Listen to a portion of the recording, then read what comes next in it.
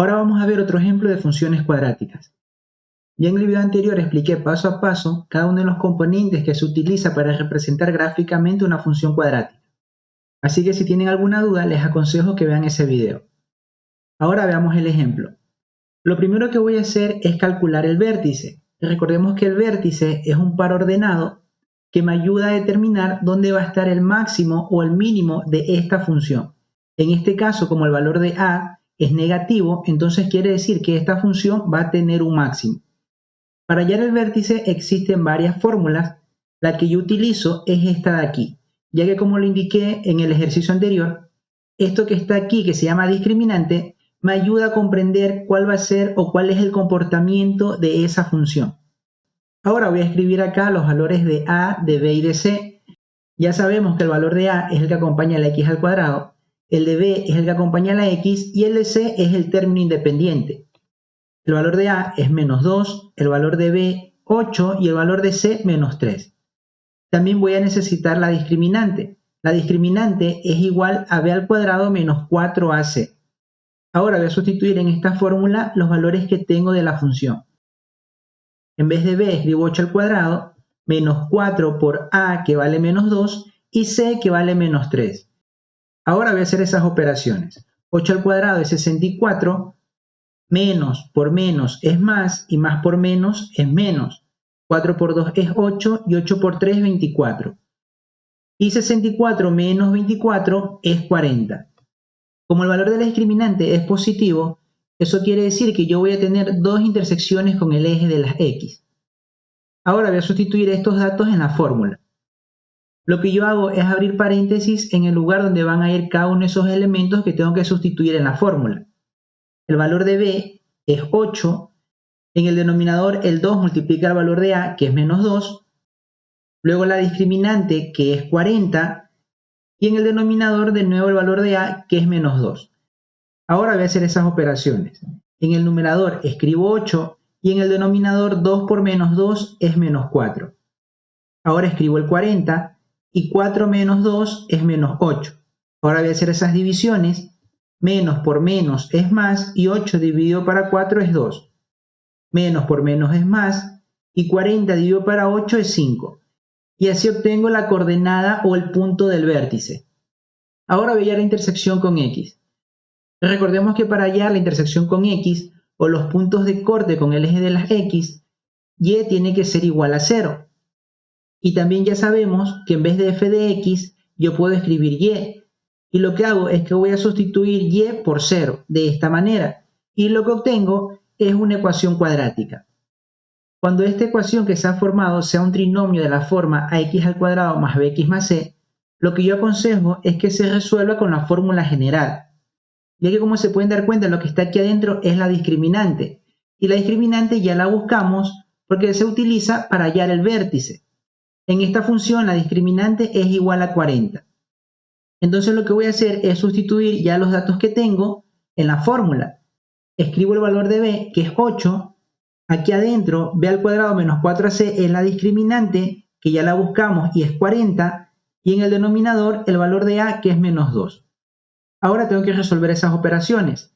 En el numerador solo voy a suprimir esos paréntesis, ya que el 40 no tiene una raíz cuadrada exacta, entonces la voy a dejar igual. Y en el denominador 2 por menos 2 es menos 4. Como tengo el más menos, eso me indica que tengo dos soluciones. Voy a escribir una con positivo o la otra con negativo. Ahora para hacer esas operaciones voy a usar la calculadora. Menos 8 más 40 sobre menos 4 es aproximadamente 0,42. Y menos 8 menos 40 sobre menos 4 es aproximadamente 3,58.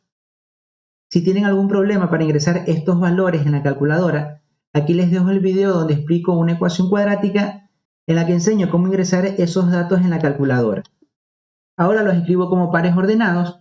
Cuando x vale 0,42, y vale 0. Y cuando x vale 3,58, y vale 0. Así tengo las dos intersecciones con el eje de las x. Ahora voy a buscar la intersección con el eje de las y. La intersección con el eje de las y es cuando x es igual a 0. Y lo que hago es evaluar la función cuando x vale 0. Escribo menos 2 por 0 al cuadrado más 8 por 0 menos 3. 0 al cuadrado por menos 2 es 0, 8 por 0 es 0 y me queda solo el menos 3. Entonces cuando x vale 0, y vale menos 3. Esa es la intersección con el eje de las y. Ahora ya puedo colocar estos datos en el plano cartesiano.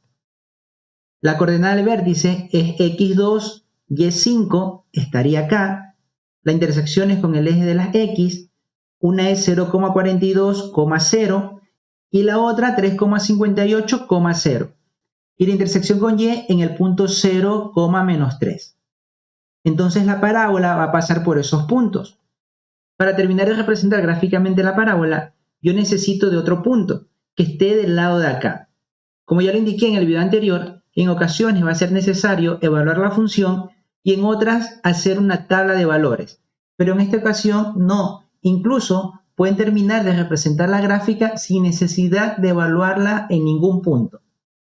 Ahora les voy a explicar un dato muy importante que les va a ayudar a terminar de representar la función sin hacer ninguna operación. Sabemos que el vértice es el que me indica dónde va a estar el máximo de esta función en este caso, ¿no? Ya que el valor de a es negativo. Y también me indica dónde está el rango de la función y dónde está el eje de simetría. El eje de simetría es el que divide en dos partes iguales a la parábola. En este caso es x igual a 2. Mencioné que no es necesario evaluar la función para hallar ese otro punto, ya que yo lo puedo hacer mediante el eje de simetría. Lo que tengo que entender o lo que tengo que tener claro es que el eje de simetría es el que divide exactamente en dos partes iguales a la parábola. La distancia que hay desde el eje de simetría a la parábola va a ser la misma hacia la izquierda y hacia la derecha. De aquí a acá hay un espacio y de aquí hasta acá va a haber también un espacio.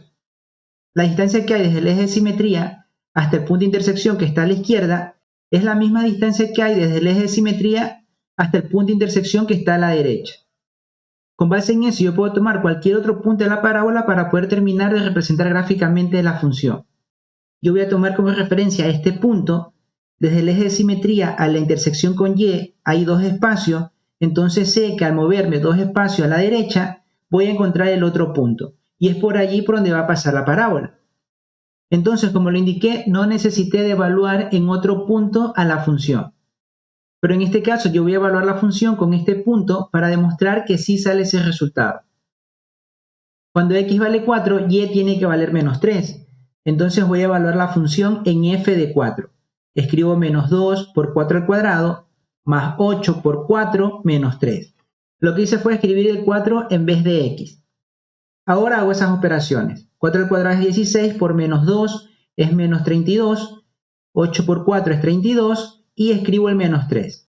Menos 32 más 32 es 0 y me queda el menos 3. F de 4 es igual a menos 3. Cuando x vale 4, y vale menos 3. Y estoy confirmando el punto que ya había colocado, solo teniendo en cuenta o considerando dónde estaba el eje de simetría. Ahora voy a determinar el rango de la función. Ya sabemos que el dominio de estas funciones cuadráticas son todos los números reales. El dominio son todos los valores que toma x o que puede tomar x. Una función cuadrática no tiene restricción, por eso a x se le puede dar cualquier valor. Pero el rango de estas funciones no va a ser siempre el mismo, ya que como lo indiqué también en el video anterior, va a depender de la función misma, de la función en sí. Y para poder determinarlo, también me va a servir el vértice. Como sabemos, el rango son todos los valores que le corresponde a y. Cuando la función abre hacia abajo, entonces el rango de esa función va a ser desde el menos infinito hasta el valor que le corresponde a y del vértice. En este caso es 5. Me quedaría de esta forma. Y así hemos terminado de representar esta función gráficamente. Eso ha sido todo y recuerda que si tienes alguna duda consulta a tu profesor.